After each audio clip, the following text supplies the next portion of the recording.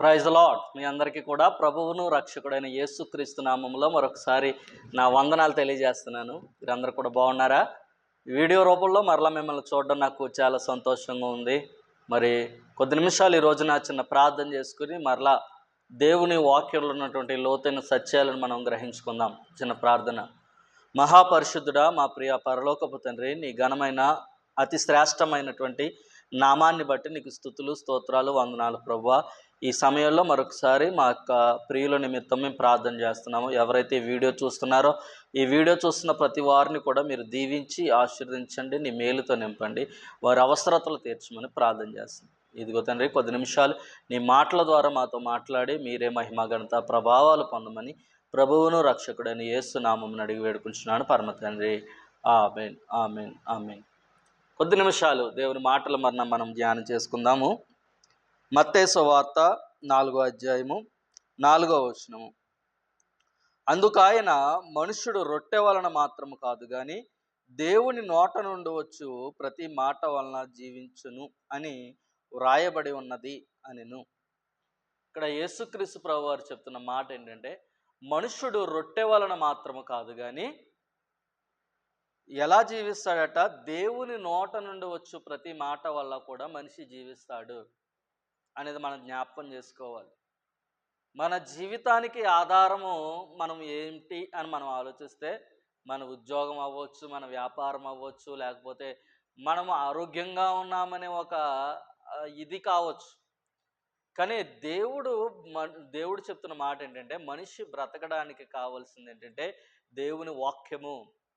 అందుకే ఒక భక్తుడు రాస్తూ చెప్తున్నాడు కదా, ఒక మంచి పాట రాశారు కదా ఒక భక్తులు, నీ వాక్యమే నన్ను బ్రతికించెను, బాధలలో నాకు నెమ్మదినిచ్చెను. దేవుని వాక్యము మనల్ని బ్రతికించేది, మనల్ని జీవింపచేసేది. అందుకే యేసుక్రీస్తు ప్రభువారు అంటారు, జీవాహారము నేనే అని దేవుడు అంటాడు. అంటే ఆయన వాక్యాన్ని మనం భుజించాలి, ఆయన వాక్యము ద్వారా మనం శక్తిని అనుభవించాలి. ఆ వాక్యములో ఉన్నటువంటి శక్తిని మనం తెలుసుకుంటే మనము బ్రతకగలము. రొట్టె వలన కాదు, ఈ భౌతిక సంబంధమైన ఆహారం ద్వారా నరుడు కొంతకాలము బ్రతకగలడు, కానీ దేవుడు మనకు అనుగ్రహించేటువంటి ఈ ఆత్మీయ ఆహారం ఉందో చూసారా, దీని ద్వారా నరుడు నిత్య జీవాన్ని సంపాదించుకోగలడు. దీని ద్వారా నరుడు శాశ్వత జీవము దేవుని దగ్గర సంపాదించుకునే అర్హతను సంపాదించుకోగలడు. కాబట్టి మనుష్యుడు రొట్టె వలన కాదు బ్రతికేది, తన నోటి మాట ద్వారా బ్రతుకుతాడు. అందుకే దేవుని లేఖనాలు చెప్తున్నాయి, నీ నోరు జాగ్రత్త. మన నాలుకను చాలా జాగ్రత్తగా కాపాడుకోవాలంట. యాకోబు గ్రంథంలో అంటాడు, యాకోబు భక్తుడు, ఇదిగో నాలుక అగ్ని లాంటిది. ఆ నాలుక ఎంత చిన్న నిప్పు పెద్ద అడవిని కాల్చివేసేంత సామర్థ్యం కలిగి ఉంటుందో, నాలుక కూడా అగ్ని లాంటిదే. మన అవయవాల్లో మనకు ఉన్నటువంటి మన శత్రువు ఎక్కడో ఉండడట, మన నాలుక రూపంలోనే మనలోనే ఉంటాడు. కాబట్టి దేవుని మాటలు మనం చాలా జాగ్రత్తగా ఆలకించాలి, దేవుని వాక్యానుసారంగా మనం నడుచుకోవాలి. మనము జీవించేది ఈ లోక సంబంధమైన భౌతికమైన ఆహారం ద్వారా కాదు, కానీ దేవుడు అనుగ్రహించేటువంటి ఆ యొక్క ఆహారము, అది జీవాహారమై ఉన్నది. ఆ ఆహారం ద్వారా మనము బ్రతకగలము. ద్వితీయోపదేశకాండం 8వ అధ్యాయము 3వ వచనాన్ని ఒకసారి మనం చదువుదాం. ద్వితీయోపదేశకాండము 8వ అధ్యాయము 3వ వచనము. ఆహారము వలననే గాక యెహోవా సెలవిచ్చిన ప్రతి మాట వలన నరులు బ్రతుకుదురని నీకు తెలియచేయుటకు ఆయన నిన్ను అణిచి నీకు ఆకలి కలుగజేసి, నీవే గాని నీ పితరులే గాని ఎన్నడెరుగని మన్నాతో నిన్ను పోషించెను. ఇక్కడ దేవుడు చెప్తున్నాడు, ఆహారం వల్లనే కాదు. ఎలా బతకాలి అంటే, ఆహారం వల్లనే కాదు, మనిషి ఆహారం వల్లనే కాక యెహోవా సెలవిచ్చిన ప్రతి మాట వలన నరుడు బ్రతుకుతాడు. దేవుని మాట జీవింపచేసే మాట. దేవుని మాటలో జీవం ఉంది, జీవపు వాక్కులు దేవుని మాటల్లో ఉన్నాయి. కనుక ఈ భౌతిక సంబంధమైన ఆహారం మనం తినకపోవటం వల్ల వచ్చే అనారోగ్యము, అస్వస్థత, లేకపోతే ఆహారం లేక ఎంతోమంది కొన్ని దేశాల్లో ఆహారం లేక మరణిస్తున్నారు. అది భౌతికమైన మరణము, ఈ లోక సంబంధమైన ఆహారము మాత్రమే అది. కానీ జీవాహారము మన దగ్గర లేనప్పుడు, జీవజలములు మన దగ్గర లేనప్పుడు మనము భౌతిక సంబంధమైనటువంటి ఈ లోకంలో ఎలాగైనా సర్వైవ్ అవ్వచ్చు కానీ పైన ఆ పరసంబంధమైనటువంటి శాశ్వత జీవంలో మనము సర్వైవ్ అవ్వడం చాలా కష్టం. కాబట్టి భౌతిక సంబంధమైన ఆహారం కోసం కాదు మనం ప్రోకలాడవలసింది. అందుకే దేవుడు అంటాడు, ఇదిగో ఏమి తిందుమా, ఏమి త్రాగుదుమా, ఏమి ధరించుకుందామని మీరు చింతించకండి. ఆకాశ పక్షులు చూడండి, వాటిని పోషిస్తున్నా నేను మిమ్మల్ని పోషించలేనా అని దేవుడు ప్రశ్నిస్తున్నాడు.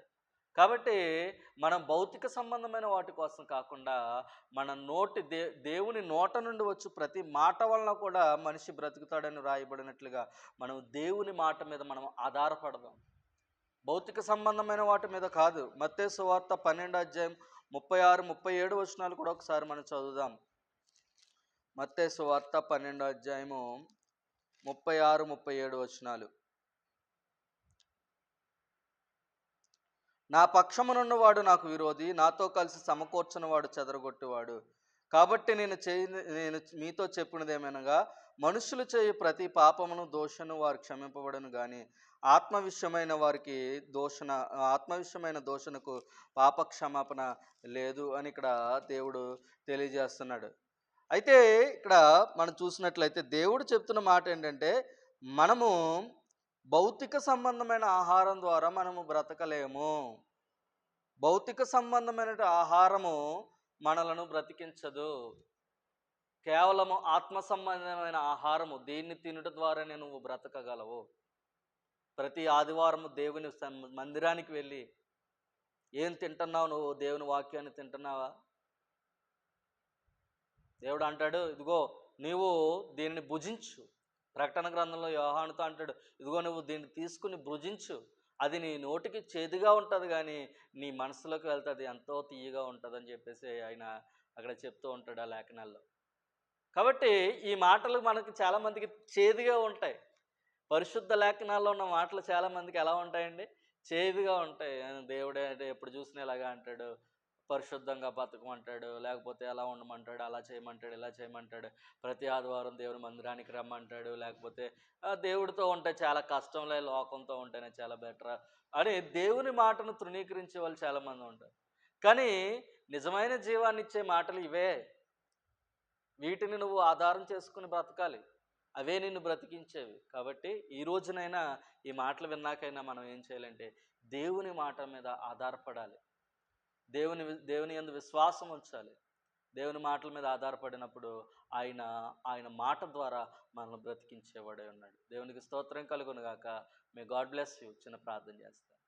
మహాపరిశుద్ధుడా, మా ప్రియ పరలోకపు తండ్రి, నీ ఘనమైన నామాన్ని బట్టి నీకు స్తోత్రాలు, వందనాలు ప్రభువా. ఈ వీడియో చూస్తున్న ప్రతి వారిని కూడా మీరు దీవించి ఆశీర్వదించండి, నీ మేలుతో నింపండి. ఇదిగో తండ్రి, నీ మాట జీవింపజేసే మాట, నీ మాట శక్తి గల మాట, నీ మాటలో ప్రభువా ఎన్నో ఆశ్చర్యక్రియలు, అద్భుత క్రియలు జరుగుతున్నాయి ప్రభువా. అందును బట్టి నీకు స్తోత్రాలు. ఇదిగో నీ మాట మాకు చాలు. మీ మాటతో ప్రభువా మమ్మల్ని తృప్తిపరచండి.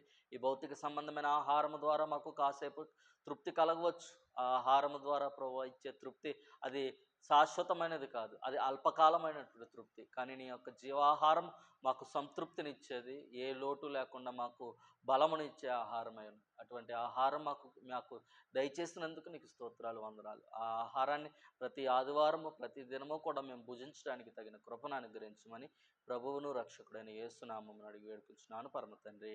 ఆమేన్, ఆమేన్, ఆమేన్. అందరికీ ప్రైజ్ లార్డ్. వీడియో చూస్తున్న మీ అందరూ కూడా మా ఛానల్ని సబ్స్క్రైబ్ చేయండి, లైక్ చేయండి, మీ కామెంట్స్ మాకు తెలియచేయండి. May God richly bless you. Thank you.